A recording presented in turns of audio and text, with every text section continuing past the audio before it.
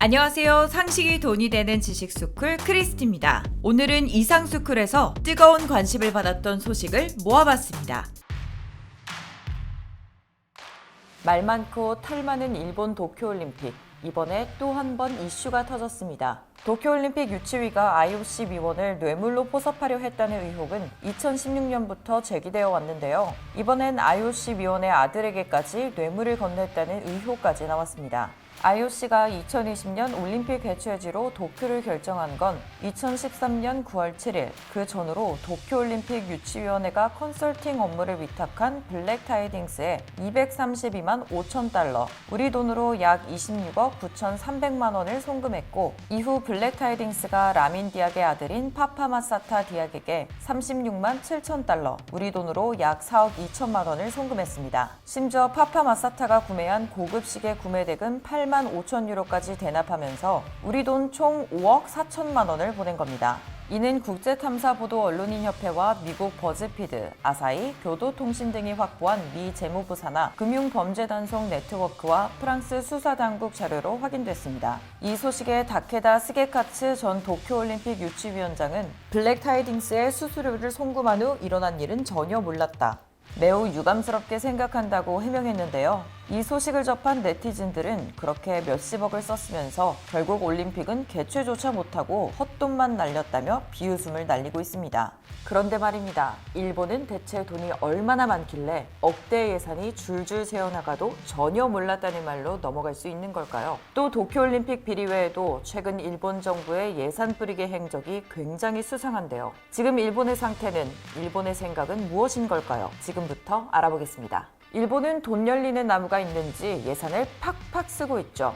일본 정부가 예산을 쓰든 말든 상관은 없는데 이건 좀 아니지 하며 한국의 분노를 일으키는 분야에도 돈을 펑펑 쓰고 있어 문제인데요. 일제감정기 때 조선인 징용 현장인 하시마, 일명 군함도에 관한 역사 왜곡을 주도하는 단체에 무려 100억 원 넘는 예산을 투입하고 있는 겁니다. 일본은 나라가 어려움에 처하면 우경화적인 성향을 드러내는데요. 실제로 거품 경제가 터지면서 잃어버린 20년이 생기고, 특히 지난 2011년 동일본 지진과 후쿠시마 원전 사고 이후 현재까지 우경화 사상이 크게 드러나고 있습니다. 이런 우경화 성향이 강해지면서 일본의 우익 세력들은 자국의 침략 역사를 전면 부인하는 것은 물론 일본의 반인륜적인 행위까지 미화하고 있죠. 그 때문인지 일본 정부는 세계유산 안내시설인 산업유산정보센터를 운영하는 일반 재단법인 산업유산국민회와 2017년부터 올해까지 4년 동안 9억 3,571만 엔, 우리 돈 103억 6,700만 원어치의 물품 영무 등 제공 계약을 체결하는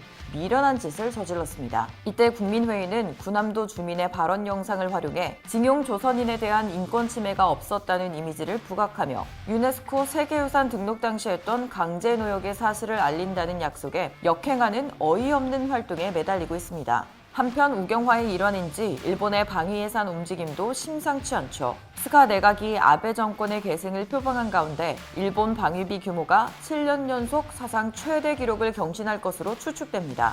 보도에 따르면 2021 회계연도 예산 편성에 앞서 예산 요구서에는 역대 최대 규모인 5조 4천억 엔, 우리 돈 약 60조 1,349억 원이 넘는 방위비 지출 계획이 담길 전망인데요. 이는 일본이 무력 증강을 추구하는 군국주의로 급격히 회귀하고 있다는 걸 뜻합니다.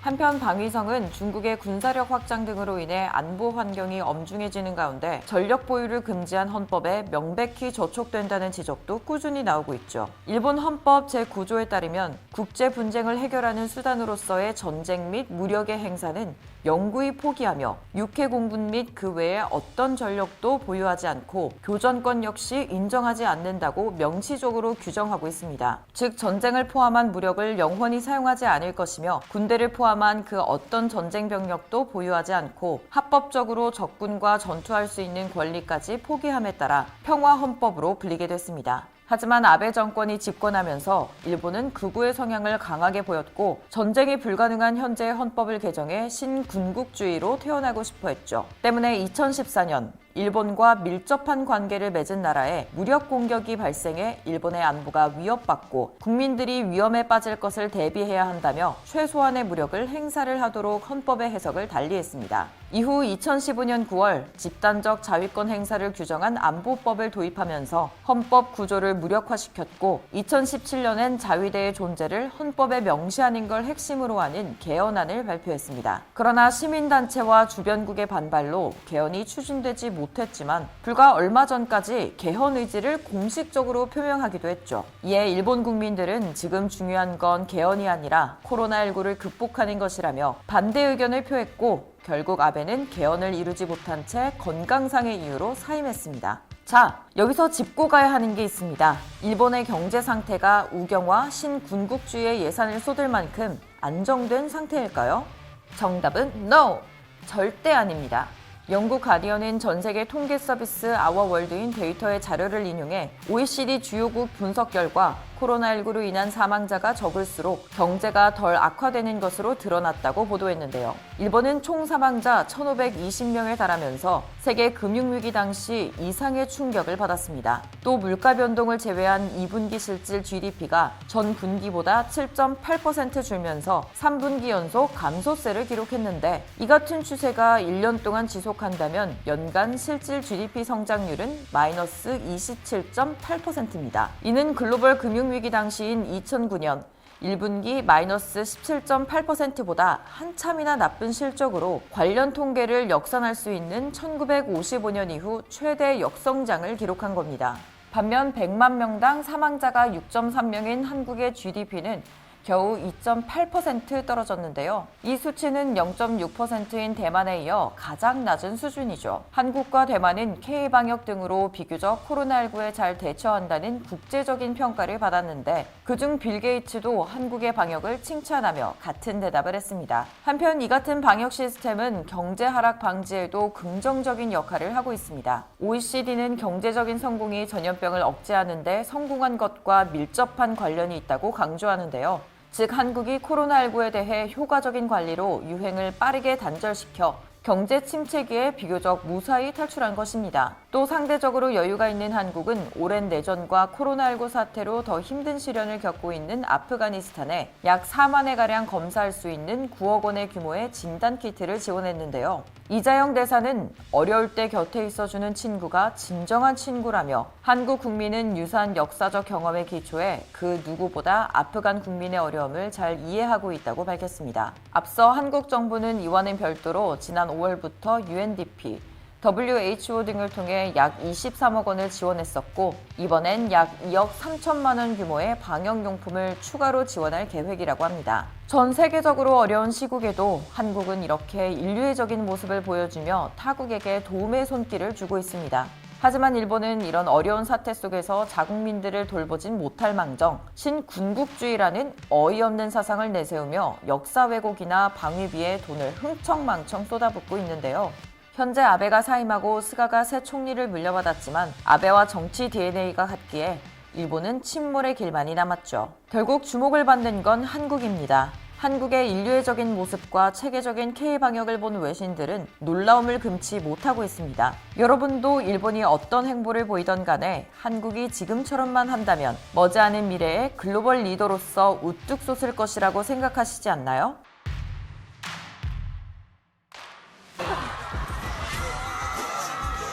不得不佩服 Hello Dance 真的编舞绝了。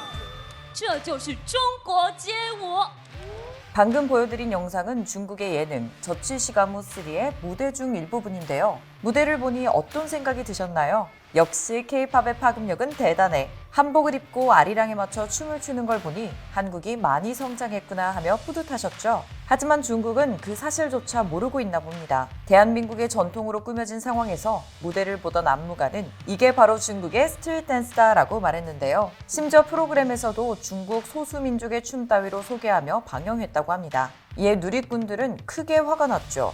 표절하길 좋아하더니 이젠 한국 전통 문화까지 건드는구나. 심지어 무대 속 아리랑은 음만 딴 게 아니라 실제 한국 가사가 들리고 백댄서들은 장구까지 치고 있다. 이효리가 예명으로 마오로 지을 때 욕한 사람이 누구지? 중국은 본인 문화에 되게 자신 없나 봐 등의 반응이 나오기까지 했습니다. 아무리 남의 떡이 더 커 보이고 뛰어난 한국 문화가 욕심난다 하더라도 이번 일은 선을 크게 넘은 것 같은데요. 사실 중국은 문화 대혁명 때 자국의 수천 년의 역사를 다 불태워버렸습니다. 그런데 이제 와서 왜 한국의 문화를 훔치려고 하는 걸까요? 중국은 꽤 오래전부터 아리랑을 자국의 문화로 만들려고 시도해 왔는데요. 그들의 주장은 조선족이 중국의 소수민족이니 이들이 부르는 아리랑도 중국 문화에 해당한다는 겁니다. 그러면서 연변 조선족 자치주의 아리랑을 자국의 무형문화유산으로 등재하고 유네스코 무형문화유산으로까지 등재하려 했죠. 그 모습을 눈치챈 우리나라 정부는 2012년에 먼저 신청했고 다행히 아리랑은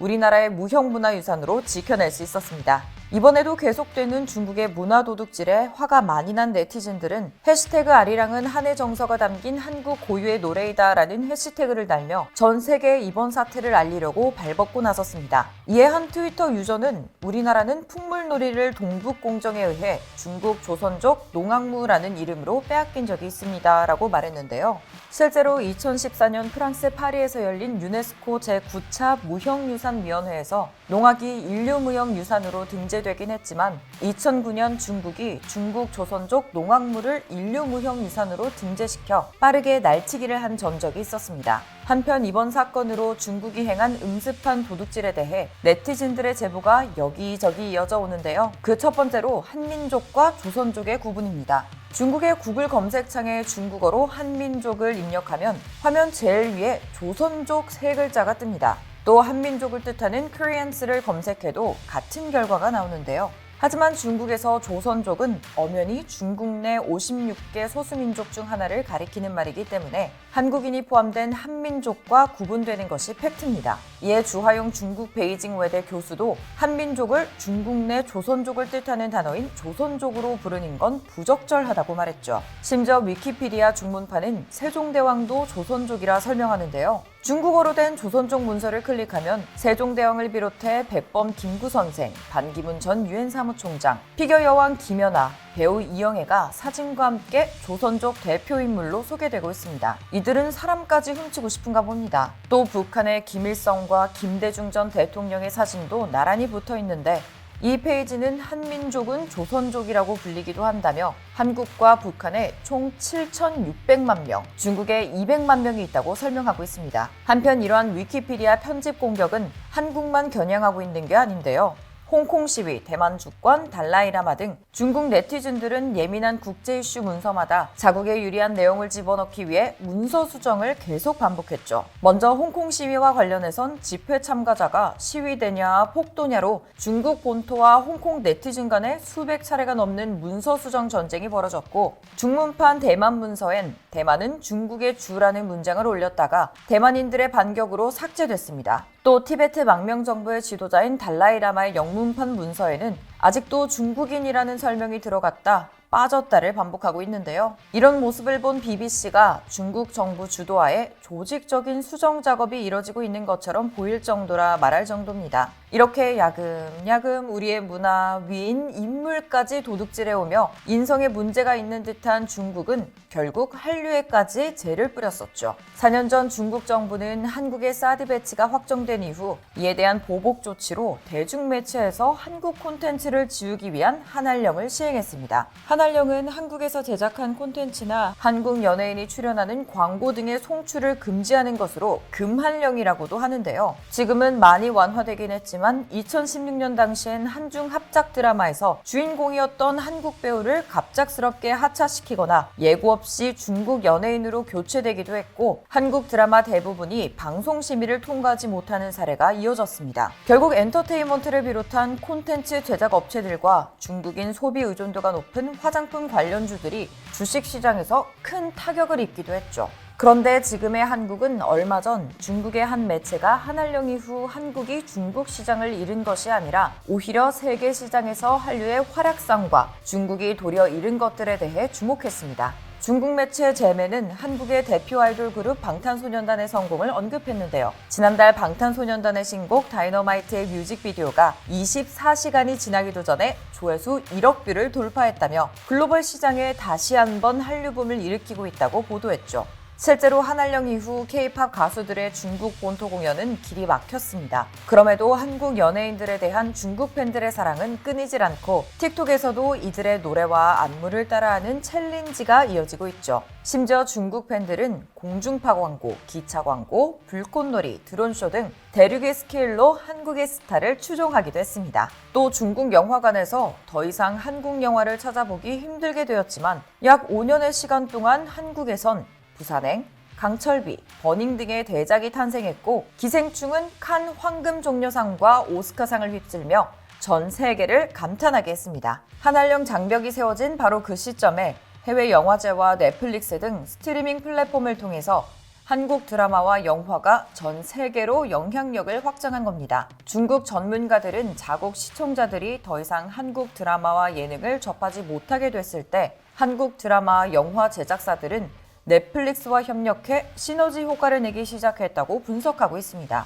물론 우리나라의 상업적인 손실도 분명히 있었죠. 갑자기 중국 시장에서 쫓겨나고 6개월 동안 한국의 주요 엔터테인먼트 회사의 주가는 큰 폭으로 미끄러졌었습니다. 하지만 1년 후 주가는 다시 원래 수준으로 회복했고 목표 시장을 다르게 잡은 후엔 다시 수익을 창출하고 있습니다. 반면 중국 엔터업계도 일정 부분을 잃은 것이 있는데요. 재매는 현지 업계 관계자의 말을 인용해 한국이 예능 콘텐츠 제작을 선도하고 있는 건 인정해야 할 사실이라며 한국의 예능을 참고하지 않은 건 찾아보기 힘들다고 밝혔죠. 그래서인지 참고해서 표절로 치닫더니 끔찍한 혼종이 만들어지기도 하는데요. 짝퉁 아이돌부터 한국 드라마와 영화, 예능, 심지어 문화 콘텐츠까지 표절한 작품들이 쏟아지고 있습니다. 일례로 별에서 온 그대와 상속자들을 교묘하게 짜집기 한 별에서 온 상속자들이라던가 청춘불패의 구성 멤버와 복장, BGM까지 복사한 중국의 예능 프로그램 우상의 탄생 등이 있습니다. 심지어 중국은 이런 표절작들을 한국에 역수출까지 하려는데요. 작품에 대한 자부심이 없기에 가능한 발상인 것 같죠? 한편 중국 당국에서 아무리 막아도 한류는 중화권을 강타했다는 확실한 증거이자 인기의 척도라는 의견도 있습니다. 실제로 한국의 문화 콘텐츠는 중국인들이 봐도 자국에서 만들어지는 콘텐츠보다 훨씬 재밌고 더 매력적이죠. 앞서 언급한 아리랑을 포함한 한국의 문화들도 중국에게 탐스러운 문화처럼 보인다 한들 그것이 중국의 것이 될 수는 없습니다. 과거 우리의 관심이 부족해 농악이 중국 조선족 농악물로 유네스코에 먼저 등재되긴 했지만 지금은 전혀 다른 상황입니다. 지난 몇 년간 우리 국민들은 여러 국난을 함께 겪으며 대한민국, 우리의 것을 소중히 여기는 마음이 더욱 강해졌습니다.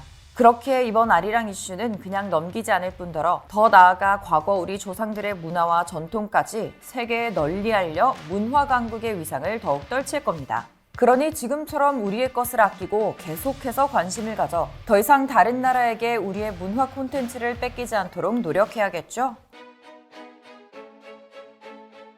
스가 요시히데 총리가 아베의 정권을 계승할 것이란 건 모두가 아는 사실이죠. 아베가 그랬듯 스가 총리는 벌써부터 한국의 심기를 건들고 있습니다. 그 일례로 최근 일본 정부는 한국에게 방사능 유출 사고로 오염된 후쿠시마의 수산물이 안전하다며 수입 재개를 압박하고 있는 건데요. 후쿠시마 수산물의 안정성에 대한 과학적인 근거가 있으니 한국의 수입 금지 철회가 타당하다는 겁니다. 그렇다면 한국이 일본의 요구를 들어줘야만 할까요? 정답은 땡! 아닙니다. 아무리 일본 정부가 끈질기게 우긴다 한들 우리 정부가 이를 철회하지 않는다면 후쿠시마산 수산물은 절대로 우리 식탁에 오를 수 없습니다. 하다못해 일본 정부가 100% 안전하다는 증빙 자료를 내밀어도 우리가 들어줄 필요가 없죠. 게다가 WTO 분쟁에서도 승소했기 때문에 국제법상으로도 한국의 수입 금지가 아무런 문제가 없습니다. 그렇기 때문에 더 이상 방법이 없어진 일본은 여론전으로 밀고 들어오려고 하는데요. 이에 일본의 지식인들은 지금처럼 한국과 척을 지지 말고 오히려 얼른 가까워져야 한다며 주장하고 있습니다. 그러면서 아베 정권을 계승하려는 스가 총리의 행보를 강하게 비판하고 있는데 지금 일본 지식인들이 통찰하고 있는 일본은 어떤 상황인 걸까요? 한국은 적이 아니다. 이제 한일 관계 개선을, 지난 18일 스가 내각 출범을 계기로 일본의 저명한 학자와 변호사 총 110명이 한일 정상회담 개최를 촉구하는 성명을 발표했습니다. 이들은 아베 전 총리의 퇴진을 통해 모든 면에서 아베 정치의 전환이 요구되고 있고 계속 악수를 둔 일본 외교도 전환이 요구되는 것 중 하나라며 특히 최근 몇 년 동안 과거의 유례가 없을 만큼 악화한 한일 관계를 정상화하는 것이 긴급하고 중요한 과제라고 지적했습니다. 그러니 가급한 빠른 시일 내에 양국이 정상회담을 개최해 양국 정상이 직접 얼굴을 마주하고 서로 성실히 노력할 것을 약속하는 것이야말로 문제 해결의 첫걸음이라고 강조했습니다. 한편 한국대법원의 2018년 징용 피해자 배상 판결과 관련해선 좌초 상태에서 벗어날 지혜를 모아야 한다고 전했는데요. 그러면서 대화를 위한 환경을 갖추기 위해선 일본 정부가 한국에 시행했던 수출 규제 조치를 먼저 철폐해야 한다고 조언했죠. 또 한일 파트너십 선언을 예로 들며 일본 측은 과거 한때 한국 국민에게 식민지 지배로 커다란 피해와 고통을 안겨준 역사적 사실을 겸허히 받아들이고 통절한 반성과 마음으로부터의 사죄를 해야 한다고 강조하고 있습니다.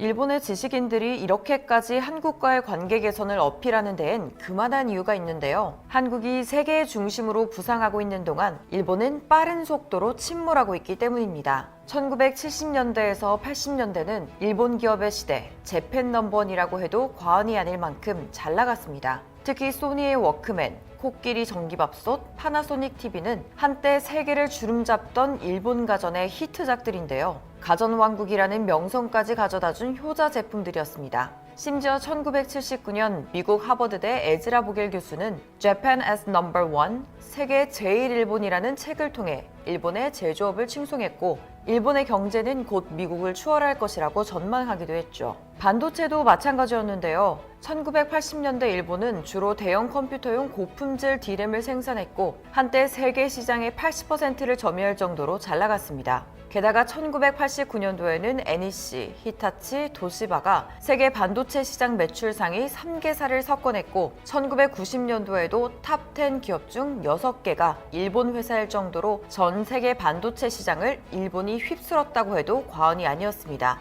하지만 그런 일본의 영광은 전략과 판단 미스로 퇴색됐고 결국 버블 경제 붕괴 후 바닥에 구멍 뚫린 듯 계속해서 떨어지는 모습은 격세지감을 느끼게 하는데요. 특히 기존 가전뿐 아니라 최근 스마트 가전 분야에서도 일본 제품들은 한국, 미국, 중국 제품에 밀려 고전 중이죠. 심지어 NEC와 히타치, 미쓰비시가 합작 설립했던 반도체 기업 엘피다는 2012년에 파산했고 5년 뒤 2017년엔 도시바가 경영난으로 플래시 메모리 사업부를 매각했습니다. 그리고 지난해 파나소닉은 반도체 사업에서 완전히 철수했죠. 이렇게 아무리 많은 특허와 높은 기술력을 갖추고 계속해서 신제품을 출시했음에도 일본 기업들은 낮은 시장 점유율과 수익성에서 좀처럼 벗어나지 못하는 아이러니한 상황까지 보였습니다. 이에 일본 전문가들은 일본 기업들이 일본만의 자의식 과잉에 빠져 헤어나올 수 없을 것이라 지적했는데요. 단순히 경쟁사보다 고성능, 고품질만 추구하다가 고객에게 어필하지 않는 불필요한 기능과 고비용만 초래했다는 거죠. 그렇게 결국 일본의 장인 정신이란 것이 결국 완벽주의가 아닌 변화를 받아들이지 못하게 하는 관성이 되어버렸습니다. 특히 일본의 IT와 영화 산업에선 더욱 만연한 갈라파고스화, 즉 상품에 있어 자신들만의 표준을 고집하다 우물한 개구리처럼 고립되는 경향으로 더욱 뒤처지고 있습니다. 게다가 이제 일본은 그나마 자신만만하던 치안력에서도 점점 한국보다 뒤처지고 있습니다. 물론 세계 치안 순위 상위권에 속할 만큼 치안력이 좋은 것으로 유명하지만 야쿠자들의 총격 사건이 해마다 수십 건씩 일어나고 있죠. 일례로 2007년 12월 나가사키현 사세보의 수영장에서 시민들을 대상으로 무차별 총기 난사가 벌어졌고 2명이 숨진 사건이 있었습니다. 또 불과 1년 전만 해도 일본은 거리에서 야쿠자가 자동소총을 난사하는 살인극까지 벌어지기도 했죠. 게다가 최근에는 일본에서 빈집 털이를 하다 붙잡힌 한국 남성이 경찰 수사에서 일본이 한국보다 털기 쉽다고 말했습니다. 또 이 남성은 한국엔 작은 골목에도 감시 카메라가 있고 주택가에도 일본 대도시 정도의 카메라가 설치돼 있어 도둑질을 할 수가 없다고 진술했죠. 아사히 신문은 이 사건을 보도했고 이에 일본은 큰 충격에 빠졌습니다. 일본의 치안력마저도 한국보다 낮은 수준임을 깨달았기 때문입니다. 실제로 전 세계적으로 한국의 치안력은 유명하죠. 세계 치안 순위 1위, OECD 기준 각종 평가 1위를 차지하며 당당히 대한민국의 위엄을 보여주고 있습니다. 특히 한국에 방문하는 외국인들은 하나같이 입을 모아 한국 치안에 대해 놀라워하는데요. 네덜란드 출신 모델 스티브는 카페에서 노트북을 테이블에 둔 채 화장실에 가는 모습을 보고 정말 놀랐다며 극찬했습니다. 또한 네티즌은 술 취한 채 밤에 돌아다녀도 안전한 나라가 한국밖에 더 있겠느냐며 어깨를 들썩였죠. 또 삶의 질이나 생활비, 부동산 등의 순위를 매기는 해외 전문 사이트 넘비오는 2015년 세계 치안 순위 중간 결산에서 대한민국을 1위로 올려놓기도 했는데요. 당시 안전지수가 80%를 넘는 국가는 대한민국, 싱가포르, 카타르뿐이었습니다. 이 지수는 설문에 기반을 뒀었는데 범죄 수준, 자동차 절도, 종교 분쟁과 마약 등 다양한 요소가 고려됐었습니다. 이에 외국 네티즌들은 새벽에 칼이나 총격 걱정을 하지 않아도 되는 나라여서 부럽다. 미국의 치안 좋은 곳도 8시면 문을 다수 닫는다며 호평이 계속됐는데요. 한국인들은 당연시하게 여겨지던 치안이기에 외국인들이 극찬을 할 만큼 좋은지 잘 못 느끼지만 해외여행을 가면 너무나 절실하게 깨달을 수 있게 됩니다. 해외 유명 관광지를 가면 당연히 24시간 카페나 새벽 늦게도 식당이 활성화되어 있을 것 같지만 사실은 그렇지 않죠. 오히려 자정이 될 무렵에는 대부분의 가게가 문을 닫습니다. 반면 대한민국의 밤은 언제나 환하게 빛나고 있습니다. 일명 핫플레이스로 불리는 번화가에 나가면 24시간 카페는 물론 새벽 늦게까지도 여는 식당과 술집을 쉽게 찾을 수 있거든요. 그렇다면 이런 치안력은 어디서 나오는 걸까요? 우선 경찰의 밤낮 없는 국민에 대한 희생과 열정이 있습니다. 오늘도 안전한 대한민국을 만들기 위해 힘써주시는 경찰분들 덕분이죠. 그리고 한 가지 더 있는데요. 바로 대한민국 특유의 공동체 치안입니다. 치안은 경찰력만으로도 완벽하게 수행하기 어려운 만큼 국민성이 중요합니다. 그렇기 때문에 실제로 경찰들이 지역 주민들을 상대로 치안에 대한 설문조사를 실시하면 그 결과를 바탕으로 한 치안 목표를 설정하고 지역적 특성에 맞는 소통하는 공동체 치안 전략으로 활동을 하고 있는 것이죠. 또 한국은 특이하게 전 세계 어디에도 없는 이웃사촌이란 단어가 있습니다. 즉 남의 일도 내 일처럼 나서는 정이 발달한 민족 정서로 모두와 함께 치안 유지에 발벗고 나서기 때문에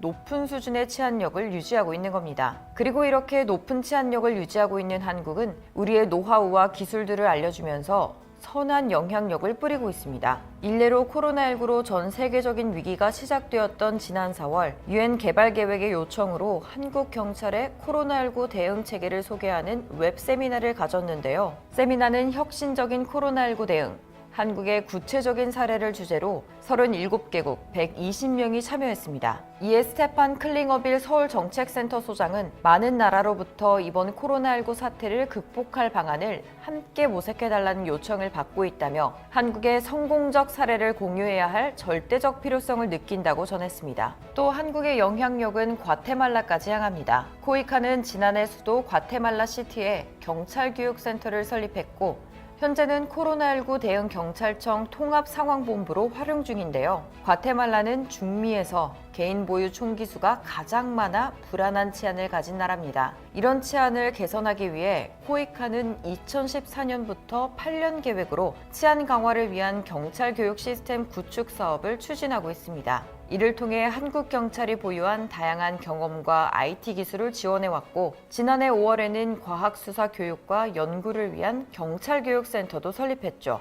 이에 로니 에스피노자 경찰청 차장은 한국의 도움으로 과학수사기법 도입뿐만 아니라 경찰 행정 선진화도 추진돼 시민의 불안이 줄고 있다며 감사를 표했습니다. 특히 아랍에미리트에 우리 경찰들이 사용하는 첨단 과학수사 장비를 정식으로 수출하게 됐는데 이는 향후 치안 한류 확산의 중요한 변곡점으로 될 것으로 기대됩니다. 이번 수출의 시작은 지난해로 거슬러 올라가는데요. 경찰청은 치안 한류 사업을 통해 경찰 각 분야 전문가를 아랍으로 파견해 2주간 치안 전문가 파견 교육 사업을 시행했습니다. 이를 통해 아랍에미리트 경찰은 지문 및 혈흔 감식 기법을 교육받았고 올해 2월 한국경찰청의 지문 채취용 압축 분말 350개, 감식용 붓 100개 등 약 900만 원 상당의 지문 감식 장비 수출을 요청했습니다. 즉 한국 과학수사 장비의 우수성을 인정한 것이죠. 이처럼 한국은 K-팝을 잇는 K-캅으로 치안 한류를 전 세계에 퍼뜨리며 진정한 리더 국가의 면모를 보여주고 있습니다. 반면 일본은 현실에 안주하며 스스로 몰락하고 있죠. 게다가 한국은 다른 나라나 유엔과 같은 국제기구에서 한국에게 도움을 요청하는 경우도 다반사입니다. 그리고 한국의 훌륭한 치안이 밤을 빛나게 해줄 수 있음을 더욱 어필한다면 포스트 코로나에 다시 해외여행이 자유로운 분위기가 되었을 때 한국에 오는 외국인 관광객들이 더 한국의 매력에 빠지지 않을까요? 이와 관련된 여러분의 다양한 의견 댓글로 남겨주시면 감사하겠습니다. 아, 혹시 주식하시나요? 문화 콘텐츠 산업 관련 급등 종목 알고 싶으시다면 오른쪽 버튼을 클릭해주세요. 안녕!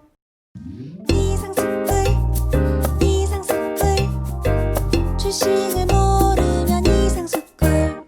주식 모르니 이상스쿨.